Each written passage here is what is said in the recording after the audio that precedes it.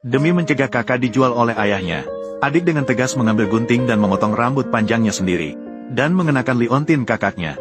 Berpakaian seperti anak laki-laki. Kakak, ketika dewasa, pastikan untuk melindungi ibu.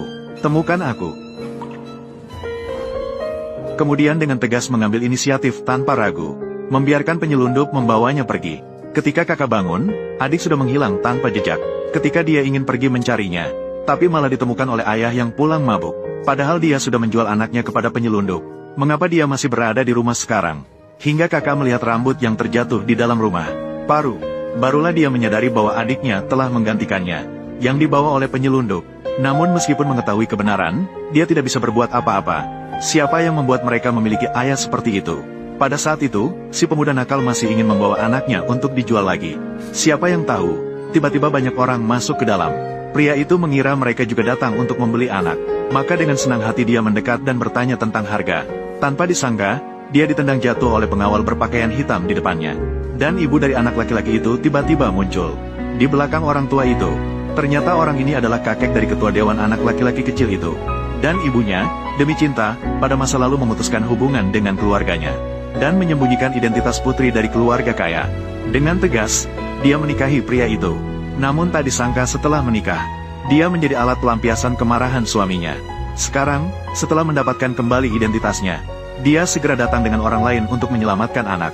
Siapa yang tahu, mereka datang terlambat, sehingga putrinya dibawa pergi oleh penyelundup manusia, untuk membalas dendam bagi putrinya dan cucunya.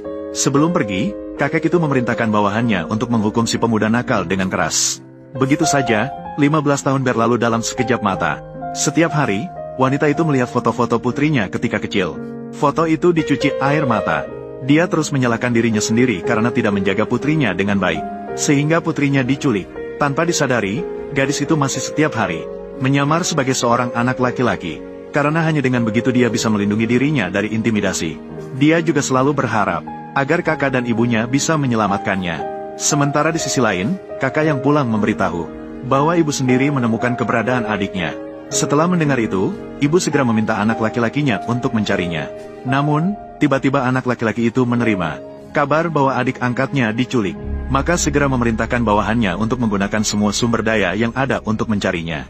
Tanpa disadari, adik angkatnya saat itu sedang dibawa ke rumah penyelundup orang yang juga menahan adik kandungnya. Di rumah penyelundup tempat adik kandungnya berada. Tidak berguna. Kaisar datang ke sini. Aku juga tidak akan bertemu keluargaku lagi. Saya juga. Kamu juga diculik. Tolong selamatkan aku dari sini. Keluargaku sangat kaya. Asalkan kamu melepaskanku. Apa yang kamu inginkan?